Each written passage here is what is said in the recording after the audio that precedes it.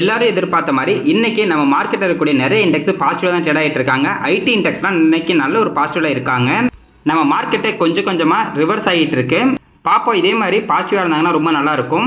சூப்பரான 4 கம்பெனி பற்றி பார்க்க போகிறோம். அவங்களோட பிஸ்னஸ் growth எப்படி இருக்கு, எந்த அளவுக்கு இது வரைக்கும் லாபம் கொடுத்துட்டு இருக்காங்க, இதே மாதிரி ஃபியூச்சரில் எந்த அளவுக்கு இவங்களோட growth இருக்கும் அப்படின்னு பார்க்க போகிறோம். நிஃப்டி 50 இப்போதைக்கு 1.57%, அதாவது 373 புள்ளி பாசிட்டிவ் வந்துட்டு ஆகிட்டு இருக்கு. நிஃப்டி 50 பொறுத்த வரைக்கும் லாஸ்ட் ஒரு 2 வாரமாகவே நல்ல ஒரு பாசிட்டிவ்ல இருக்காங்க. Bank 1.29% positive, MO defence 2.18% positive, silver and gold இன்னைக்கு நல்ல ஒரு பாசிட்டிவ்ல வந்து இருக்காங்க. சில்வரோட பிரைஸ் இன்னைக்கு கிட்டத்தட்ட 5.5% வந்து இன்க்ரீஸ் ஆயிருக்கு. கோல்டோட பிரைஸ் கிட்டத்தட்ட 1.5% இன்க்ரீஸ் ஆயிருக்கு. Auto 1.52% positive, pharma 1.68% positive, IT 2.45% positive, mid 150 2% positive. இன்னைக்கு ஸ்மால் கேப் அண்ட் மிட் கேப்ல இருக்கக்கூடிய ஸ்டாக்லாம் நல்ல ஒரு பாசிட்டிவ் வந்து இருக்காங்க. நிஃப்டி 50ல டாப் 5 கெய்னர்ஸ்ல எட்ரல் இருக்காங்க, இண்டிகோ, மேக்ஸ் ஹெல்த், ஹிண்டால்கோ, எல்என்டி இருக்காங்க. அதே மாதிரி டாப் 5 லூசர்ஸ்ல doctor Reddy, Bharti Airtel, ICICI bank, Axis bank இருக்காங்க.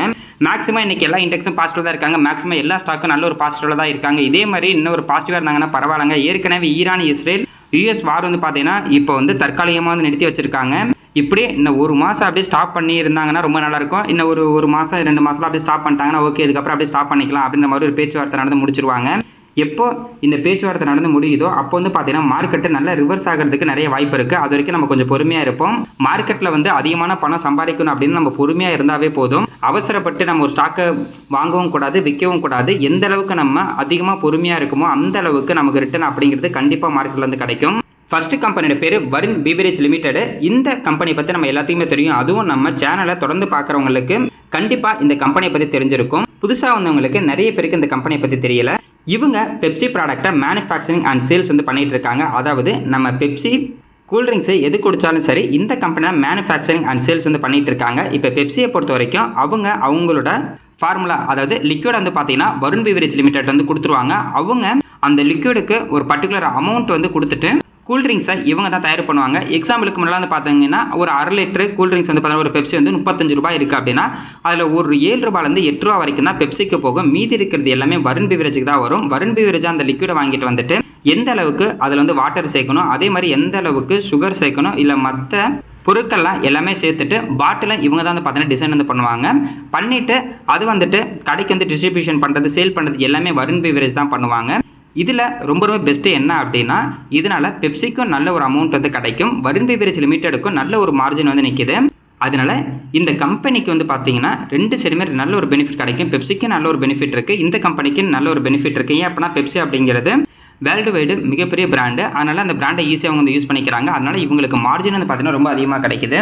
பெப்சியில் நிறைய ப்ராடக்ட் இருக்குது. அதாவது நம்ம பெப்சி ட்ரிங்க்ஸ் குடித்தாலும் சரி, 7up, மவுண்டன் டியூ, மெராண்டா, டிராபிகோனா, ஸ்டிங்கு, இது எல்லாமே வந்து பார்த்தீங்கன்னா பெப்சி ப்ராடக்ட் தான். இது எல்லாத்தையும் மேனுஃபேக்சரிங் பண்ணுறது பார்த்தீங்கன்னா வருண் பீவரேஜ் லிமிடெட் தான். அதே மாதிரி லேஸ் பாக்கெட்டு கூட இவங்க தான் வந்து பண்ணிட்டு இருக்காங்க. அடுத்தது ஸ்லைஸு, லிப்டானு, கிரீம்பல் எல்லாமே இவங்களோட பிராண்டு தான். அக்வாஃபினாவும் இவங்களோட தான். ராக் ஸ்டார் எனர்ஜி ட்ரிங்க்கும் இவங்களோட தான். இந்த மாதிரி இவங்களுக்கு கீழே நிறைய பிராண்ட் வந்து பார்த்தீங்கன்னா இவங்களுக்கு வந்து இருக்குது. சூப்பரான ஒரு கம்பெனி. ஒரு சில பேர் என்ன நினைக்கிறாங்கன்னா இந்த கம்பெனி வெறும் ட்ரிங்க்ஸில் மட்டும்தான் இருக்குது, அதனால வெயில் காலத்தில் மட்டும்தான் இவங்களுக்கு வந்து பார்த்தீங்கன்னா நல்ல ஒரு சேல்ஸ் நடக்கும், நல்ல ஒரு லாபம் கிடைக்கும் அப்படின்ற மாதிரி இருக்காங்க. அப்படிலாம் கிடையாதுங்க. இவங்க அந்த கூல்ட்ரிங்க்ஸை தாண்டியும் நிறைய ப்ராடக்ட் வந்து பார்த்தீங்கன்னா சேல் பண்ணிட்டு இருக்காங்க. அக்வாஃபினா வாட்டர் பாட்டிலும் இவங்களோட தான், லிப்டான் ஐஸ் டீ இவங்களோட தான், கிரீம்பல், இந்த மாதிரி நிறைய பிராண்ட் இவங்களுக்கு கீழே தான் வந்து இருக்குது. நல்ல ஒரு க்ரோத்தில் இருக்கக்கூடிய கம்பெனி. இப்போ ரீசெண்டாக பார்த்தா கூட நிறைய கம்பெனி வந்து அக்வயர் வந்து பண்ணியிருக்காங்க. எக்ஸாம்பிளுக்கு 2025 இப்போ வரைக்கும் நம்ம எடுத்துட்டா கூட லாஸ்ட் ஒரு 1.25 வருஷத்தில் நிறைய கம்பெனி வந்து பார்த்தீங்கன்னா அக்வயர் வந்து பண்ணியிருக்காங்க. ஸ்ரீலங்காவில் 2025 எவரெஸ்ட் இண்டஸ்ட்ரியல் லங்கா அந்த கம்பெனி வந்து பார்த்தீங்கன்னா கிட்டத்தட்ட 50% வந்து வாங்கியிருக்காங்க. அந்த கம்பெனி கூலிங் எக்யூப்மெண்ட்டில் வந்து இருக்காங்க. அடுத்த 2025 எஸ்பிசி பீவரேஜஸ், அதாவது பெப்சி பாட்லர் வந்து பார்த்தீங்கன்னா கானா அண்ட் டான்சானியாவில் மெஜாரிட்டி ஸ்டேக்கை இவங்க வந்து வாங்கிட்டாங்க. அதனால் ஆப்பிரிக்காலையும் இவங்களோட பெப்சி கூல்ட்ரிங்க்ஸை சேல் பண்ணுறதுக்கான ஒரு வாய்ப்புகள் வந்து கிடச்சிருக்கு. அங்கேயும் இப்போ வந்து பார்த்தீங்கன்னா ஆப்பிரிக்காவில் வந்து சேல் பண்ணிகிட்டு இருக்காங்க. அதுக்கடுத்து இப்போ 2026 இந்த 4 மாதத்துலேயே வந்து பார்த்தீங்கன்னா 3 கம்பெனி வந்து அக்வயர் வந்து பண்ணியிருக்காங்க. நம்ம இந்தியாவை பொறுத்த வரைக்கும் ஜாகர் ரினியூவபிள் 2 பிரைவேட் லிமிடெட், இது வந்து பார்த்தீங்கன்னா ரினியூவபிள் எனர்ஜியில் இருக்காங்க. இந்த கம்பெனிக்கு அதிகமான பவர் வந்து தேவைப்படுது. அதனால் அந்த பவர் காஸ்ட், அதாவது கரண்ட் காஸ்ட்டை கம்மி பண்ணுறதுக்காக இந்த கம்பெனி வந்து பார்த்தீங்கன்னா வாங்கியிருக்காங்க. அடுத்து சவுத் ஆப்பிரிக்காவில் இருக்கக்கூடிய கிரிக்லேட் டைரி பிரைவேட் லிமிடெட், இந்த கம்பெனியை அவங்க பார்த்தீங்கன்னா வாங்கியிருக்காங்க. கிட்டத்தட்ட 100% ஸ்டேக் அவங்க வந்து வச்சுருக்காங்க. இவங்க ஆப்பிரிக்காவில் ஜூஸ் அண்ட் டைரி ப்ராடக்ட், அதாவது மில்க் ப்ராடக்ட் வந்து பார்த்தா சேல் பண்ணிருக்காங்க. அந்த கம்பெனி வந்து வாங்கியிருக்காங்க. அடுத்தது இப்போ ரீசெண்டாக வந்து பார்த்தீங்கன்னா டிவிசா பிரைவேட் லிமிடெட், இது வந்து பார்த்தீங்கன்னா சவுத் ஆப்பிரிக்காவில் தான் இருக்குது. அந்த கம்பெனி இப்போ வந்து வாங்கியிருக்காங்க. அவங்களும் வந்து பார்த்தீங்கன்னா சாஃப்ட் ட்ரிங்க்ஸில் தான் இருக்காங்க. இந்த மாதிரி இந்த கம்பெனி வந்து பார்த்தீங்கன்னா தொடர்ந்து இவங்க ரிலேட்டடாக இருக்கக்கூடிய கம்பெனி வந்து அக்வயர் வந்து பண்ணிகிட்டே இருக்காங்க. இவங்களோட பிஸ்னஸ் வந்து நல்ல ஒரு க்ரோத்தில் வந்து எடுத்துகிட்டு போயிட்டு இருக்காங்க. ஆப்பிரிக்காவில் ரொம்ப ரொம்ப ஸ்ட்ராங்காக இவங்க வந்து மாறிட்டு இருக்காங்க. ரொம்ப ஒரு சூப்பரான ஒரு கம்பெனி. கரண்ட் பிரைஸ் 449 ரூபாய்க்கு வந்து ட்ரேட் ஆகிட்டு இருக்கு. லாஸ்ட் 5 வருஷத்தில் 410% இந்த ஸ்டாக்கோட பிரைஸ் வந்து அதிகமாக இருக்குது. மார்க்கெட் கேப் 1,51,000 கோடிக்கு மேலே வந்து இருக்குது. கிட்டத்தட்ட 630 ரூபா 640 ரூபாய்க்கு எல்லாம் போணுச்சு. இப்போ 450 ரூபாய்க்கு தான் ட்ரேட் ஆகிட்டு இருக்கு. ஸ்டாக்கோட பி ரேஷியோ 51 இருக்குது. இண்டஸ்ட்ரி பி ரேஷியோ 44 இருக்குது. இந்த ஸ்டாக்கோட பி ரேஷியோ 51 பார்த்துட்டு இது அதிகம் அப்போ நம்மளால நினைக்க வேணாம். இந்த ஸ்டாக்கோட பி ரேஷியோ 51 அப்படிங்கிறது ரொம்ப ரொம்ப லோ பி ரேஷியோ தான். எப்பயுமே இந்த கம்பெனி வந்து பார்த்தீங்கன்னா அதிகமான பி ரேஷியோ தான் ட்ரேட் ஆகிட்டு இருக்கும். ஆனால் இந்த 51 அப்படிங்கிறது ரொம்ப ரொம்ப கம்மி தான். ROCE 19% இருக்குது. ROE 16% இருக்குது. ROIC 15%, OPM 23% வந்து இருக்குது. இன்டென்சிக் வேல்யூ 238 இருக்குது. பிஜி ரேஷியோ மட்டும் 2.16 இருக்குது. இது மட்டும் கொஞ்சம் அதிகம், 2க்கு மேலே வந்து இருக்குது. டெப்ட் equity 0.13. Price to book value பார்க்கும்போது 7.74 வந்து இருக்காங்க. இவங்களோட CAGR வந்து பார்க்கலாம். லாஸ்ட்டு ஒரு 5 வருஷத்தில் இந்த கம்பெனியோட சேல்ஸ் growth 27%, ப்ராஃபிட் growth 50% வந்து இருக்குது. இது ரெண்டுமே சூப்பரான ஒரு பர்சன்டேஜ். இதில் வந்து பாருங்கள் ROCE, ROE, ROIC, OPM இது எல்லாமே ரொம்ப சூப்பராக கிட்டத்தட்ட 15க்கு மேலே இருக்குது. சேல்ஸ் growth, ப்ராஃபிட் growth எல்லாமே 15%க்கு மேலே இருக்குது. அதனால தான் இந்த ஸ்டாக் வந்து பார்த்தீங்கன்னா அதிகமான ரிட்டர்ன் வந்து கொடுத்துருக்காங்க. ஸ்டாக்கோட ப்ரைஸை பொறுத்த வரைக்கும் லாஸ்ட் 5 வருஷம் 37%, அதாவது 5 வருஷத்துக்கு முன்னாடி இந்த ஸ்டாக்கில் ஒருத்தர் முதலீடு பண்ணியிருந்தா கூட வருஷம் 37% இந்த ஸ்டாக்கோட ப்ரைஸ் வந்து பார்த்தீங்கன்னா இன்க்ரீஸ் ஆயிருக்கும். ஆனால் லாஸ்ட் ஒரு வருஷத்தில் 22% வந்து பார்த்தீங்கன்னா நெகட்டிவில் இருக்குது.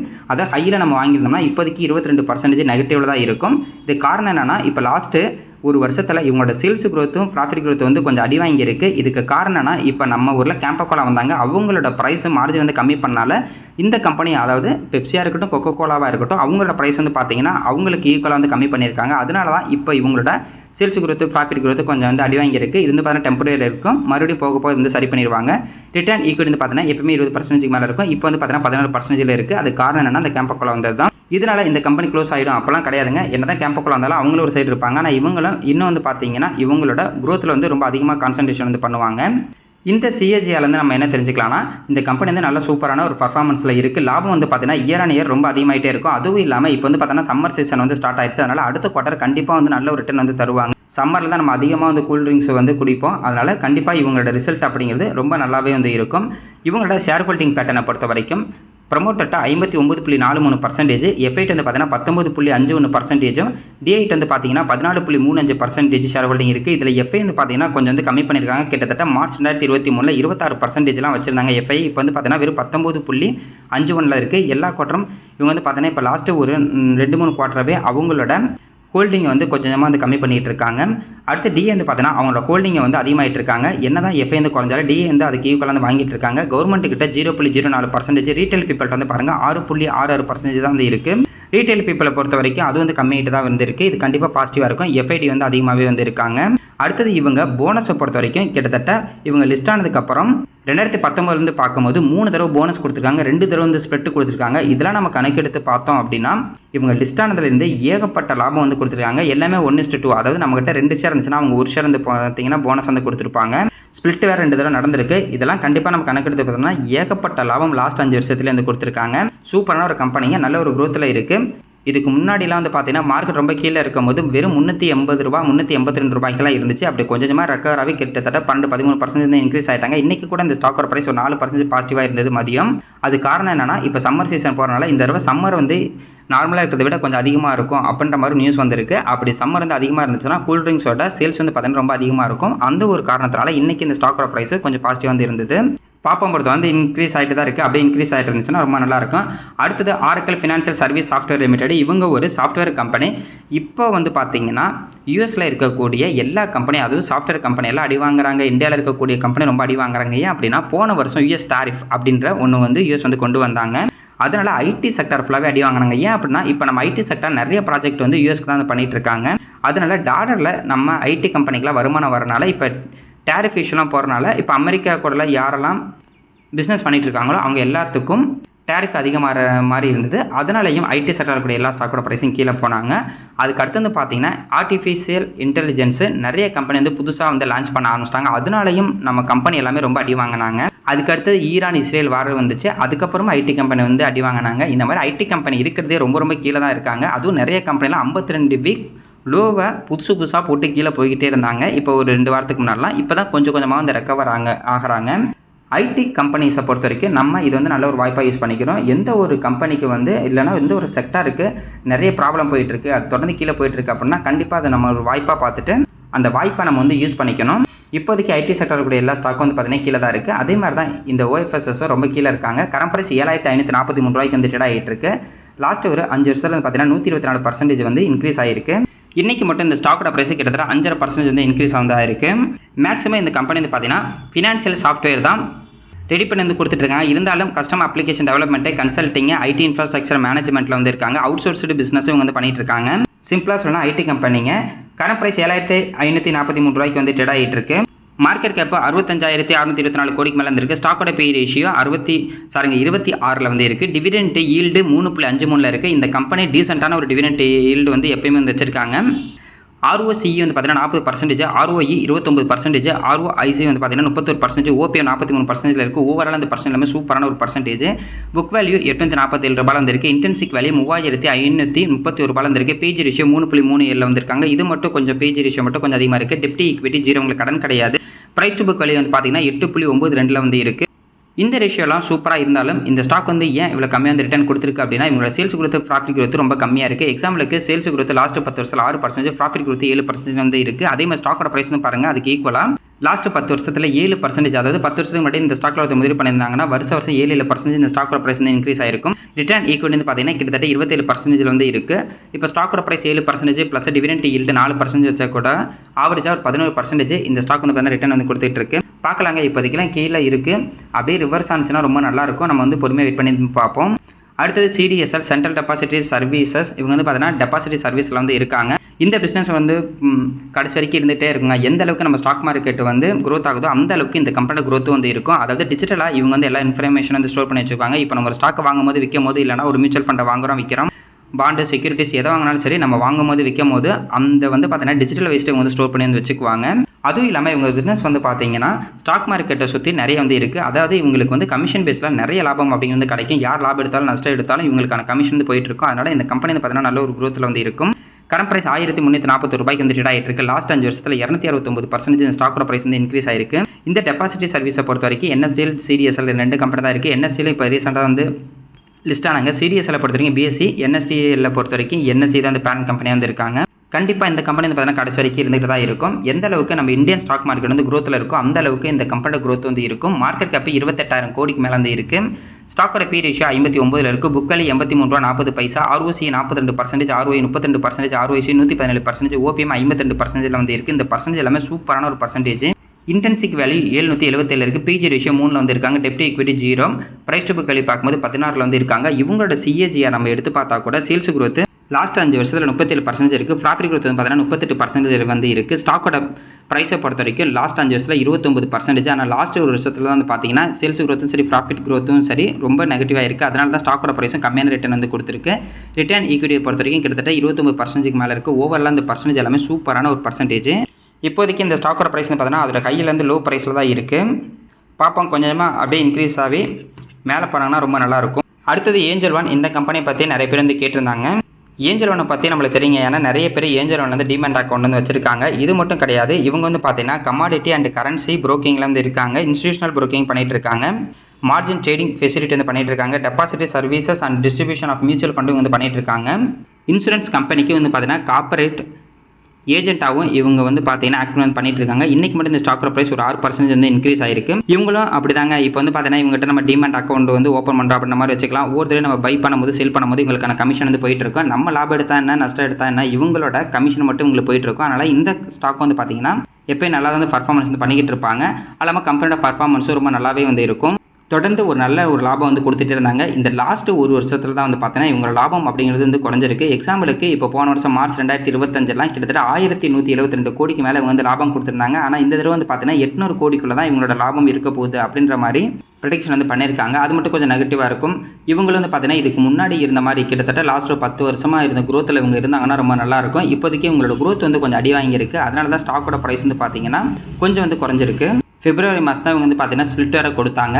கரண்ட் பிரைஸ் ₹296 வந்து ட்ரேட் ஆகிட்டு இருக்கு. லாஸ்ட் 5 வருஷத்தில் 143% இந்த ஸ்டாக்கோட பிரைஸ் வந்து இன்க்ரீஸ் ஆயிருக்கு. மார்க்கெட் கேப் 27,000 கோடிக்கு மேலே வந்து இருக்கு. ஸ்டாக்கோட பெரிஷியோ 35 இருக்கு. Industry PE ratio 17, book value ₹64. Dividend yield 1.62%, ROC 25%, ROE 27%, ROIC 26%, OP வந்து பார்த்தீங்கன்னா 33% வந்து இருக்கு. இன்டென்சிக் வேல்யூ 384 வந்து இருக்குது. இன்டென்சிக் வேல்யூட இந்த ஸ்டாக் ப்ரைஸ் வந்து கம்மியாக தான் ட்ரேட் ஆகிட்டு இருக்கு. பிஜி ரேஷியோ 1.51 இருக்குது. டெப்ட் equity 0.77, price to book value பார்க்கும்போது 4.61 வந்து இருக்காங்க. இவங்களோட சேல்ஸ் growth பொறுத்த வரைக்கும் லாஸ்ட் ஒரு 5 வருஷத்தில் 48%, ப்ராஃபிட் growth 67% வந்து இருக்குது. லாஸ்ட் ஒரு வருஷத்தில் தான் இவங்க சேல்ஸ் growth, ப்ராஃபிட் growth வந்து கொஞ்சம் கம்மியாக இருக்குது. ஸ்டாக்கோட ப்ரைஸை பொறுத்த வரைக்கும் லாஸ்ட் 5 வருஷத்தில் 54% வந்து இன்க்ரீஸ் ஆயிருக்காங்க. லாஸ்ட் ஒரு வருஷத்தில் கூட 21% இன்க்ரீஸ் ஆயிருக்கு. ரிட்டர்ன் ஈக்விட்டி பார்த்தீங்கன்னா கிட்டத்தட்ட 37% வந்து இருக்குது. ஓவரால் அந்த பர்சன்டேஜ் எல்லாமே சூப்பரான ஒரு பர்சன்டேஜ். இப்போ தான் வந்து பார்த்தீங்கன்னா சேல்ஸ் growth, ப்ராஃபிட் growth வந்து கொஞ்சம் நெகட்டிவ்ல போயிருக்கு. ஆனால் இவங்க வந்து நெகட்டிவ் ரிட்டர்ன் வந்து கொடுக்க கிடையாது. ஸ்டாக்கோட ப்ரைஸ் வந்து பாருங்கள். இப்போ இந்த சார்ட் வச்சு நம்ம பார்க்கும்போது கிட்டத்தட்ட 380 ரூபா பக்கத்தில் போயிட்டு இப்போ வந்து பார்த்தீங்கன்னா கீழே வந்து 200 ரூபாய்க்கு வருது. எப்போல்லாம் இந்த ஸ்டாக் வந்து 200 ரூபாய்க்கு வருதோ அப்போ நம்ம வந்து ஒரு வாய்ப்பாக நம்ம பார்த்துருந்தோம் அப்படின்னா நல்ல ஒரு ரிட்டர்ன் நம்மளுக்கு வந்து கிடச்சிருக்கும். இப்போ 200 ரூபாய்க்கு போயிட்டு மறுபடியும் கொஞ்சமாக வந்து ரெக்கவர் வந்து ஆகிட்டு இருக்கு. பார்க்கலாம் மார்க்கெட் அப்படியே ரெக்கவர் ஆனிச்சுன்னா இவங்களும் அப்படியே வந்து இன்க்ரீஸ் ஆவாங்க. இல்லை அப்படின்னா மறுபடியும் ரிட்டர்ன் வந்து பார்த்தீங்கன்னா அந்த 200 ரூபா பக்கத்தில் போனுச்சுன்னா மறுபடியும் நம்ம நல்ல ஒரு வாய்ப்பாக வந்து பார்க்கலாம். இவங்ககிட்ட இருக்க ஒரே ஒரு பிரச்சனை என்னன்னா, இப்போ லாஸ்ட் ஒரு வருஷம் வந்து இவங்களோட நெட் ப்ராஃபிட் வந்து அடி வாங்கியிருக்கு. ரெண்டாவது பார்த்தீங்கன்னா இப்போ ஷேர் ஹோல்டிங் பேட்டர்ன் வந்து பார்க்கும்போது ப்ரொமோட்டர்கிட்ட 28%, எஃப்ஐட் வந்து பார்த்தீங்கன்னா 12.45%, டேட் வந்து 18% இருக்கும். ஆனால் ரீட்டைல் பீப்பிள்கிட்ட தான் கிட்டத்தட்ட 40% ஷேர் ஹோல்டிங் அப்படி வந்து இருக்குது. அது மட்டும் கொஞ்சம் நெகட்டிவாக இருக்கும். இன்னும் போக போக எஃப்ஐடியை வந்து அதிகமாக இதில் வந்து பார்த்தீங்கன்னா முதலீடு பண்ணாங்கன்னா ரொம்ப நல்லாயிருக்கும். அடுத்தது டிவிடெண்ட்டை பொறுத்த வரைக்கும் வருஷத்துக்கு வந்து பார்த்தீங்கன்னா 3 தடவை வந்து டிவிடெண்ட் வந்து கொடுத்துட்டு இருந்தாங்க. 2025 ஜனவரி, மார்ச் அண்ட் மே வந்து கொடுத்துட்டு இருந்தாங்க. இது வந்து பார்த்தீங்கன்னா ஸ்ப்ளிட் பண்ணுறதுக்கு முன்னாடி கொடுத்த டிவிடெண்ட் அமௌண்ட்டு. இப்போது 2026 ஜனவரியில் ஒரு ஷேருக்கு 23 டிவிடெண்ட் கொடுத்தாங்க. அடுத்த டிவிடெண்ட் மார்ச் வந்து பார்த்தீங்கன்னா ₹1.75 வந்து கொடுத்துருக்காங்க. மேபி அதுக்கு அடுத்த டிவிடெண்ட் மே மாதம் வரதுக்கு நிறைய வாய்ப்பு இருக்குது. பிப்ரவரி மாதம் ₹10 இந்த ஃபேஸ் வேல்யூ ₹1 வந்து மாற்றிருக்காங்க. இந்த கம்பெனி வந்து பார்த்தீங்கன்னா சூப்பரான ஒரு கம்பெனி தான். நல்ல ஒரு குரோத்தில் இருந்துட்டு இருந்தாங்க. பார்க்கலாம் இந்த வருஷம் மட்டும் இவங்களோட நெட் ப்ராஃபிட் அப்படிங்கிறது அடி வாங்கியிருக்கு. அடுத்தடுத்த வருஷம் இவங்க நெட் ப்ராஃபிட் அதிகமாகிடுச்சுன்னா ரொம்ப நல்லா இருக்கும். இப்போதைக்கு இந்த ஸ்டாக் ப்ரைஸ் லோ போயிட்டு கொஞ்சமாக வந்து இன்க்ரீஸ் ஆகிட்டு இருக்காங்க. பாப்பா அப்படி இன்க்ரீஸ் ஆகிட்டுனா ரொம்ப நல்லா இருக்கும். இல்லை மார்க்கெட் ரிவர்ஸ் ஆகி மறுபடியும் அந்த 200 பக்கத்தில் போனுச்சுன்னா நல்ல ஒரு வாய்ப்பாக இருக்கும். நம்ம வெயிட் பண்ணி பார்ப்போம். பார்க்கலாங்க. இன்னைக்கு மார்க்கெட் ஓரளவுக்கு பாசிட்டிவாக தான் இருக்குது. இதே மாதிரி அடுத்த நாள் இருந்துச்சுன்னா ரொம்ப நல்லா இருக்கும்.